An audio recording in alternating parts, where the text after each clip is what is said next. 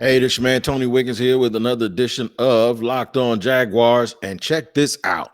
The Jaguars have finally gotten into the win column with a 23-20 victory today from London against the Miami Dolphins. I'll tell you all about the exhilarating victory here on a Monday edition of Locked On Jaguars. You are Locked On Jags, your daily Jacksonville Jaguars podcast. Part of the Locked On Podcast Network. Your team every day.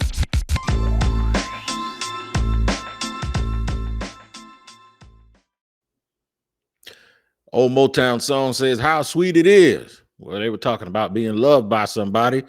I ain't talking about that. I'm talking about the Jaguars actually winning the game and tasting the sweet taste of victory this morning rather. It was early in the morning, but doesn't matter what time of day it was, doesn't matter when it comes. It came on time. The Jaguars fan base can finally go to bed happy. You guys, when you wake up today and make Locked On Jaguars your first listen, because I know that's what you're going to do because we're free on all platforms, you'll do it with the taste of victory still in your mouth and on your brain as the Jaguars squeezed out a 23-20 victory on a walk-off 50 some odd, and that's an old Southern thing, a 50 some odd yard field goal by my man, Lil Matthew. Lil Matthew is what I'm gonna call him, man. But he really stepped up to the plate and nailed a couple of long field goals. Now, there was one with about, I think it was like 3 minutes left, one that tied the game that was 54 yards. I thought it was dead in the water. I thought Knight had crushed it and sent it to Wales somewhere because it looked like it was about 10 yards to the right of the upright. And then all of a sudden, like a good golf swing, that thing just eased back and went right through. And I love the fact that this is how they got it, because earlier, instead of going for a chip shot field goal, the Jaguars were actually leading 17-13. And I think they wanted to put the dagger in. So I'm going to discuss that a little bit, but I'm not going to get too much into it because I really do believe that now it's just time to celebrate. It's just time to celebrate that those guys have worked really, really hard, and they finally got the taste of what it's like to win a game. So we're going to continue with how sweet it is here in the first segment. In segment number 2, we're going to talk about things to build on and things to improve. No need to sit here and rest on your laurels. We really have to get this thing figured out because there were some things that needed to be worked on today. And where are they from a broad scope? I got some really, really good news about where I think they are from a bigger picture. So we're going to make sure that we get to all of that today. But let's talk a little bit about how sweet this game was.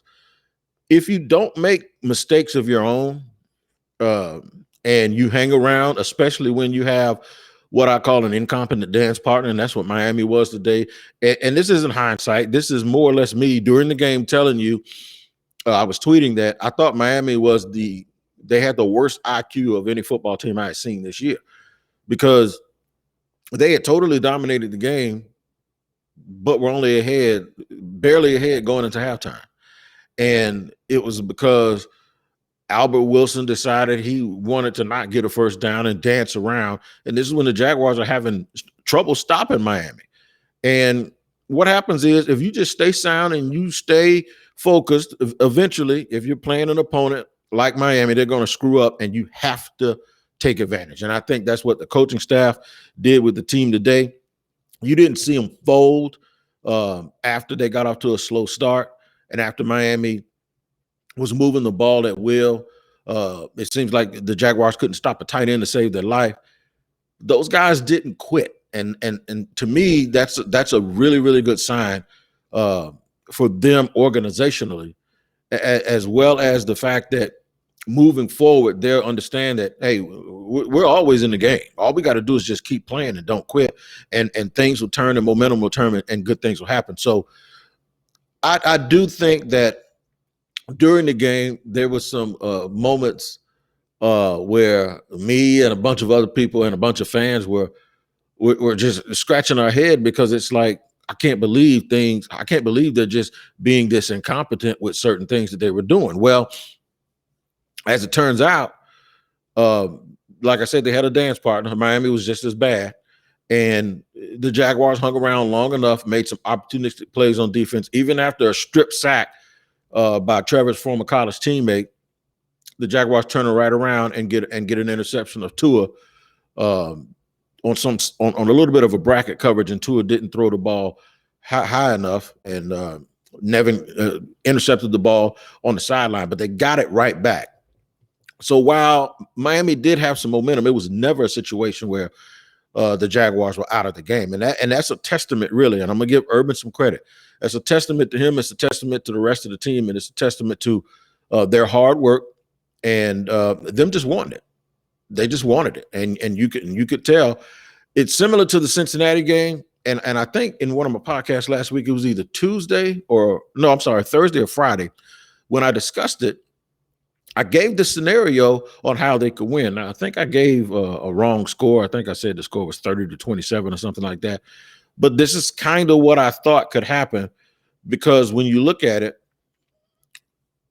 they weren't outmatched at quarterback. To the contrary, in my opinion. And in segment 3, I'm going to tell you guys something that I mentioned on Locked On NFL with Bo Brock. I mentioned that there was something that Trevor did late there was something that Trevor Lawrence did late in that game that really bodes well for the future of this team. But for me, if you go into the game, there wasn't one single area, especially with the corners from Miami being out, the 2 starting corners, Byron Jones and Xavier Howard. There wasn't one area where they were better than Jacksonville. Maybe at the tight end position with Jasicki, but there was not one area on that team that struck fear into me with the injuries that were reported before the game when you knew who was going to play. Now, Jalen Waddle's a hell of a player, but he's still a rookie. And he has to – now, if Jalen Waddle was playing for Jacksonville or catching the ball from Trevor Lawrence, and Tua didn't play terribly, but he's just not a real threat when in terms of down the field. And Miami's offensive line is patched up a little bit. And, I think this is only the second straight game where they had the same offensive line. They have a lot of trouble in their front seven. I just wasn't afraid of Miami. And I didn't think the Jaguars players would be afraid or in awe of them in any sort of way, because I don't think Miami had any clear advantage over Jacksonville. Knowing that, maybe now what the Jaguars can do is take this win and realize that if they just get out of their own way, and if they don't make mistakes, and if the coaches, even though they made a situational mistake today, in my opinion, and we'll discuss that in segment 2, because there was a lot of going back and forth about that too, about trying to convert the first down instead of hitting a chip shot field goal. And I have a theory on it. But if you get out of your own way and don't make mistakes, that doesn't mean you have to play afraid, but you just do the things that good football teams do, even if you're not a good football team yet. You have to actually act like you are. So there are sound things that you can do. And once you do those things, you're gonna sometimes run into good fortune. Just because you are where you are, doing what you're doing and doing what you're supposed to do, at some point, what's going to happen is good things will happen for you, because you'll be in the right place at the right time with the right mindset. So we're going to get into all of that, man, when we ain't going nowhere. But when segment 2 begins, we're going to talk about things you can build on and things that you still need to improve on as we move forward, because the games don't stop. There'll be another game next week. You got to do it again. So it doesn't stop while you're celebrating. Nobody's going to feel sorry for you. So the game's going to come right back. So we're going to come back with more information too, and tell you exactly how and what the Jaguars need to do and what they can extract from this, what they can move on and improve, and then the things that they have to do to get better as we move along. Segment 2 is on its way in just a second here on Locked On Jaguars. After I tell you guys about DirecTV Stream. Now, look, I have a bunch of devices, phone, plug-ins in the back of my TV. I have them at my office too. So I had to load up all of these passwords and everything in all of these different devices. Some of them, I think I got my daughter's password on one of them.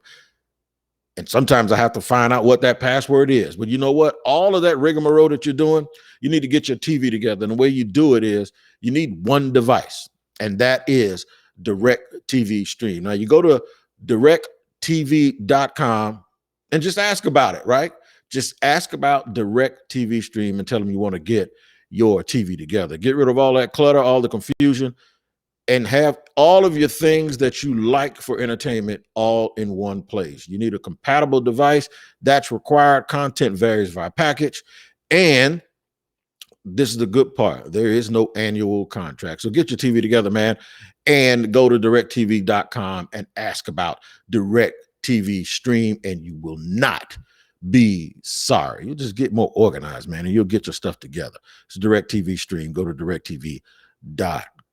Now, listen, things to build on. We're not going to nitpick. So I had some people tell me, man, let's celebrate. Wait 2 days before you start talking about the things that went bad. And it's not about things that went bad. This is just about things that need to improve and the things that you can extract from this as we're moving forward. The first thing to extract is Trevor Lawrence is a general, okay? He is a true leader, and the Jaguars hit absolute pay dirt when it comes to Trevor Lawrence at the quarterback position. Number two is you saw a lot of fight from the offensive line because their depth started to get tested. Now, Jawan Taylor didn't have his best game. He gave up some pretty big plays at pretty big moments, but he did not quit and didn't stop scraping and scratching. But Ben Barch had to come in and play. He was already in the lineup. Brandon Linder was out. And Tyler Shatley was in. Their depth started getting tested when Barch even got hurt, and you saw Richardson have to come into the game. Will Richardson on the offensive line. So they were really, really thin. They were getting real close to the point where they were going to have to put somebody in that you had to worry about. But they didn't seem to miss a beat, and they were very opportunistic in the running game with James Robinson, who continues to have this sort of Curtis Martin impact because he's like a quiet guy. He just goes about his business. The guys are being identified, the guys that you can really count on, and that's what I'm extracting from this. Trevor Lawrence, you're going to definitely be able to count on him. It wasn't Laviska Shenault's best day either at wide receivers. He had some key drops in a game where he was really supposed to be featured. Jamal Agnew. So you're starting to see these little pieces, right? The cream of the team is rising to the top. I'm glad Urban and the crew that came in really realized the value of James Robinson, because it doesn't seem like that was it doesn't seem like he was really appreciated at first. It's almost like maybe they had to see it for themselves, because he does have a lot of, you almost had to be there to really understand how good he is. Nothing really pops off the screen at you. It's just that when you put him on the field, he just starts to do stuff, and you're like, well, damn, he keeps doing it over and over again. So now they've seen it firsthand. They've seen what happens when you abandon him, and they've seen what happens when you lean on him, and he can be the best friend for Trevor. So you're looking at Trevor Lawrence, James Robinson, Jamal Agnew, right? And then you start working, with Dan Arnold, the tight end, a competitor, an athlete, a pass catcher who probably still has some things he needs to work on, right? You got old reliable in Marvin Jones Sr. He, maybe doesn't have the greatest separation, but he will go up and fight for the ball, especially when he's playing against someone who doesn't have the experience or the talent the way the Dolphins did, and you can use him to take advantage. Defensively, I've been hard on Josh Allen. Josh Allen stepped up, and it was with pressure, not necessarily sacks, but coaches always count pressure. They count, did you cause the play to change? Even if you didn't cause the quarterback to lose yards, you caused disruption that did not allow the play to go as the other team wanted it to. And then on the last drive Miami had, when they went for it on 4th and inches, he crashed down and came downhill from his position. He split between the left guard and the left tackle of Miami, came downhill and made a crashing tackle. And he was really the first contact for Mac Brown when Mac Brown was trying to get that half a foot, and they didn't allow it, and they failed, and the Jaguars got the ball back. I'm going to give Darrell Bevell some credit. Now, I know on TV they gave the credit to Brian Schottenheimer because that's who was in the frame, but they did something that they practiced a lot in practice. And to set the scene for you, if you did not see it, it was 5 seconds left and they weren't quite in field goal range and they were going to try a Hail Mary. And then I think Urban said it's called slugger, where they line up, they know the other team is in prevent. They only have 3 linemen down and nobody's guarding any of the receivers. Well, I think it was 6 seconds to go. They just ran a quick slant. Trevor threw it to Chenault. Boom, he caught it. Now, here's where that's dangerous. The danger is if nobody touches them, the clock just keeps running, right? But the Jaguars had a timeout. So 2 things. 1, kudos for them for practicing that. 2, kudos for them knowing and making that decision to do it at that time in the heat of battle, because that's situational football. 3, kudos for the execution. And then 4, kudos for saving the timeout and having the wherewithal to understand that you may have needed that timeout at some point, because the Dolphins were out of their timeouts. They couldn't challenge anything because their coach kept throwing the red flag when he shouldn't have. So those are the game things and the situational things that in the past we've been critical of, where you really have to give them credit for what they actually did. Josh Allen played well. Devon Hamilton continues to play well in the middle, and he does a lot of things that you don't see. Shaquille Griffin plays well. Critical of him too sometimes, but played well. Jenkins always comes up and fills and tackles. I saw linebackers today. Shaq Quarterman got after it, made some big physical hits.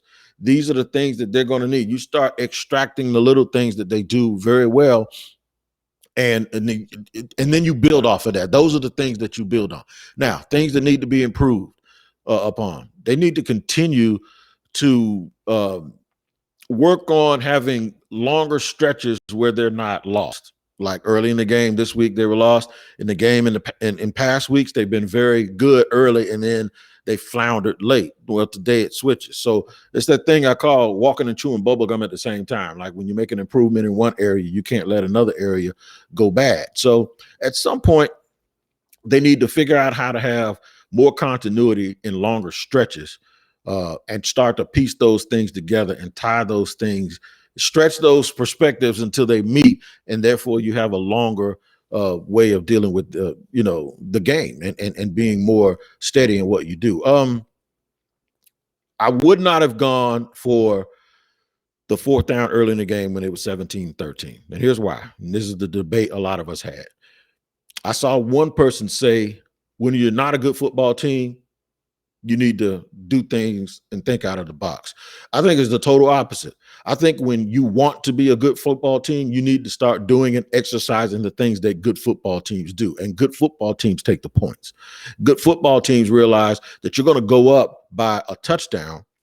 And even if they score again, somebody said, well, they can't stop them. Miami scored 20 points. That's 2 touchdowns and 2 field goals. They stopped them, right? At some point when the game was 20-20, you stopped them, right? Then they said, well, don't kick it because you don't really trust your field goal kicker.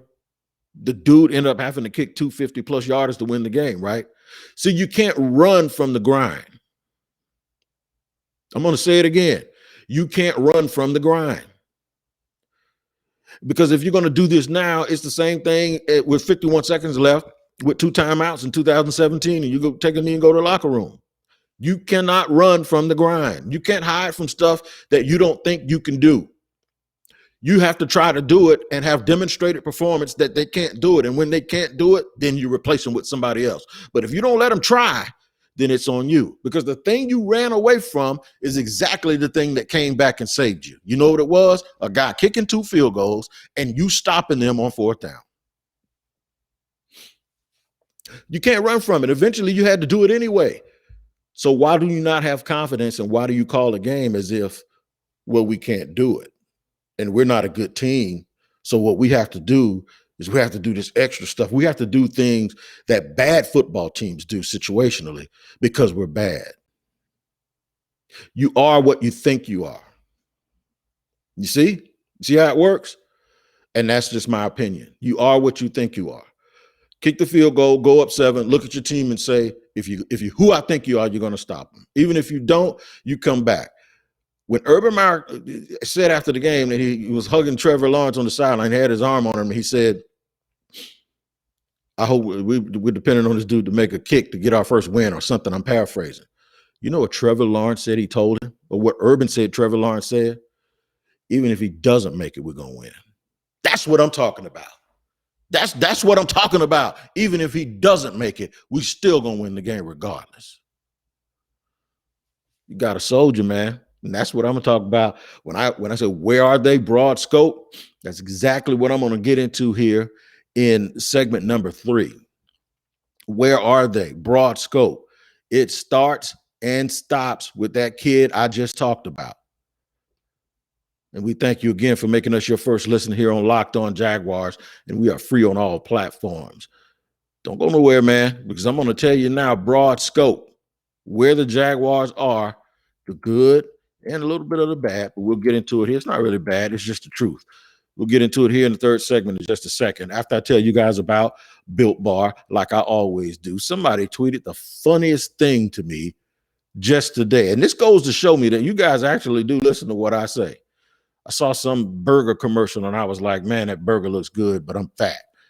Dude said, you think that looks good? You ought to try that salted caramel from Built Bar. Because every time I read this ad, I tell everybody that the salted caramel is my favorite one because I love the contrast. And the fact that while I'm looking at this fattening food on TV that I know I can't have, that dude directed me to the salted caramel and to Built Bar. And I'm going to do the same thing to you right now. I'm going to direct you to Built Bar because they have 9 great flavors covered in 100% chocolate, 17 to 18 grams of protein, only 130 to 180 calories, depending on which ones you get, 4 or 5 grams of sugar and net carbs, and then it's just so good for you, man. Listen, go to BuiltBar.com and use the promo code LOCKED15, and you'll get 15% off of your next order. Use the promo code LOCKED15, and you'll get 15% off of your next order. What's my favorite one? Salted caramel. You right, and I got reminded of that today when I was looking at something I shouldn't have been looking at. And guess what I did? I got up off my butt and I went to my pantry and I ate me a Built Bar, and it tasted just as good as any hamburger would ever taste. And guess what? It's good for you. So I ate healthy, but I still satisfied my palate. It's Built Bar at BuiltBar.com. Promo code is LOCK15. And if you're trying to put some money in your pocket, you need to go to betonline.ag because it's your number one spot for all of the pro and college football action this season. Now it's back and better than ever. And all the gridiron action this weekend, man, you had Hail Marys, you had over-unders, you had a whole bunch of stuff and some great games today that could have fattened your pockets. Now, you need to head to the website and use your mobile device to sign up today and receive your 50% welcome bonus on your first deposit, but you have to use the promo code Locked On to receive that bonus. They got football, they got basketball. There was an upset in boxing. The NBA is on the way. They got college and pro.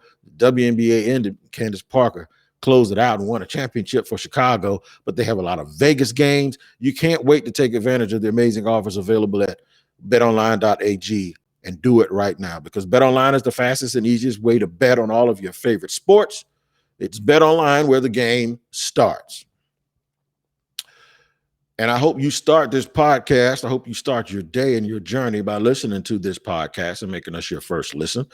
And we thank you for that. And we are free on all platforms. Make sure you hit like and subscribe and all of that good stuff whenever you check it out. And we appreciate you here on Locked On Jaguars. All right, where are they going? Where are they? From the macro perspective, after this great win, where are they?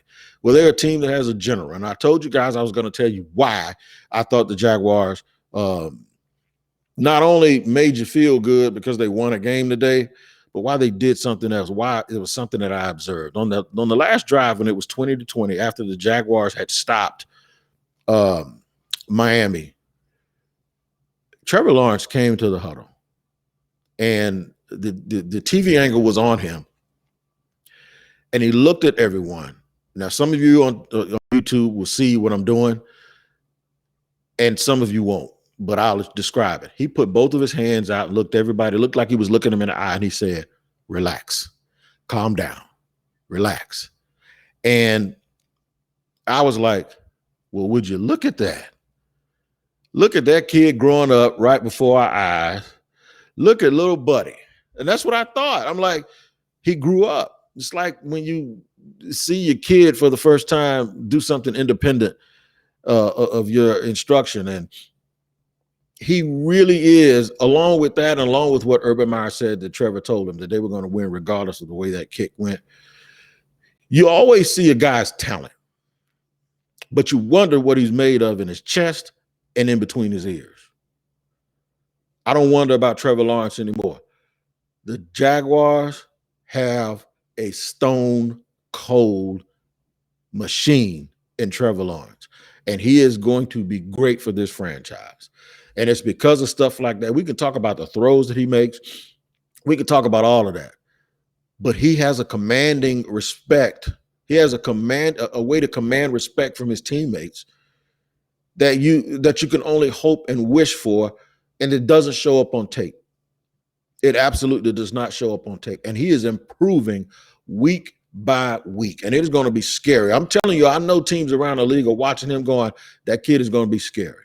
And when you get to the point where you start adding the leadership aspect of it, because let me tell you what that does. That creates a reverence that comes from his teammates that you can't manufacture.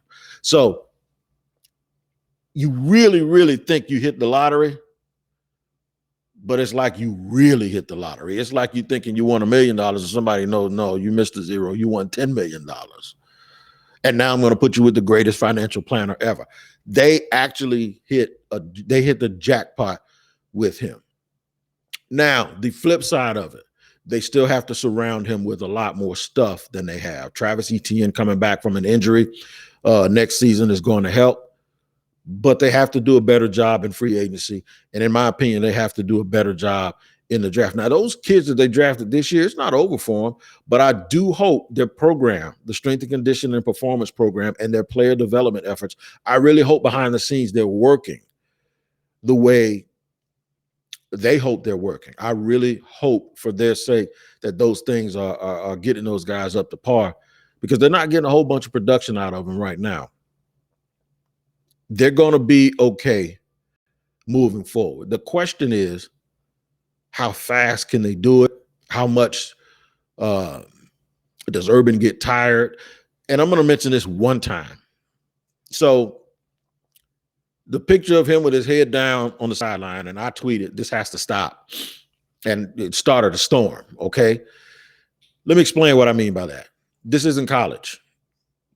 How many times have we said this is not college? He has to stop referring to college. He has to stop referring to Alabama. He has to stop referring to the SEC championship games. This is not that. This is different. So when someone tweets a picture of me that he does this at Ohio State too, here's the difference. And this is what I mean. I was kind of like nip and tuck joking, because he told the fans earlier at training camp, other teams coming in our stadium and having a whole section to themselves, that blank has to stop. So I was basically saying, okay, you doing that has to stop. And the reason why I said that is because of this.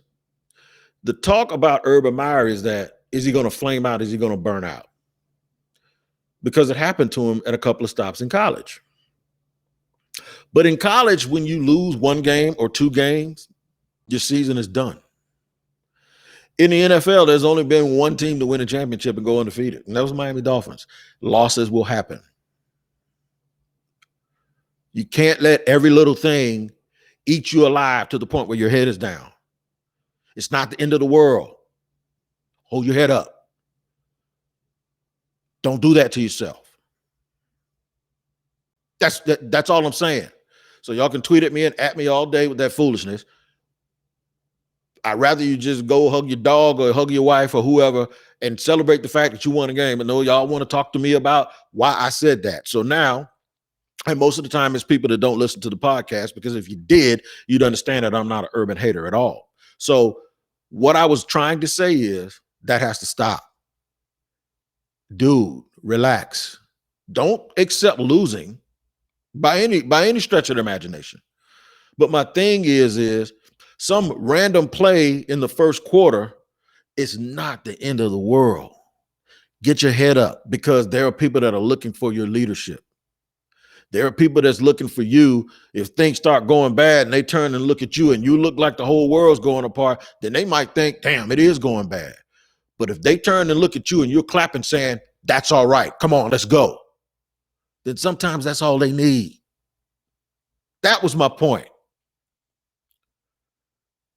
Y'all, please just think sometimes before you hit send. Please. You made me your first listen. I want you to make the Locked On NFL podcast on Wednesday. That's going to be your first listen. But your second listen every day should be the Peacock and Williamson podcast, because your Peacock and Williamson podcast is outstanding. Brian Peacock is an NFL analyst, and Matt Williamson is a former NFL scout. And they'll give it to you, man. They'll give it to you raw and uncut. They use analytics. They use experience. And it's very, very unique in their approach. And you guys ought to like and subscribe to Peacock and Williamson podcast, just like you do this one. That's your second listen, and this is your first listen. Y'all take care of each other, man. The Jaguars have finally won a game. Let's see if we can build on it. Let's see if we can continue to build on that momentum and see if these guys can at least be in a position to compete every single day. As it turns out right now, they don't have the number one overall pick anymore. But at least for today, we'll stop talking about the draft and just talk about the fact that these guys won a game. Until tomorrow, on another edition of Locked On NFL, I'll be back every single day this week recording, heading into the game against the Seattle Seahawks. Y'all do me a favor and take care of each other, man. Enjoy the win. You guys have earned it. I call you the faithful 50,000. I think it's more people than that, but I'm still calling you the faithful 50,000 because you guys show up and show out. And I'm glad that you guys woke up with the taste of victory and the thought of victory still in your memories. Until tomorrow, take care. This is Tony Wiggins with Locked On Jaguars, and we thank you as always for listening.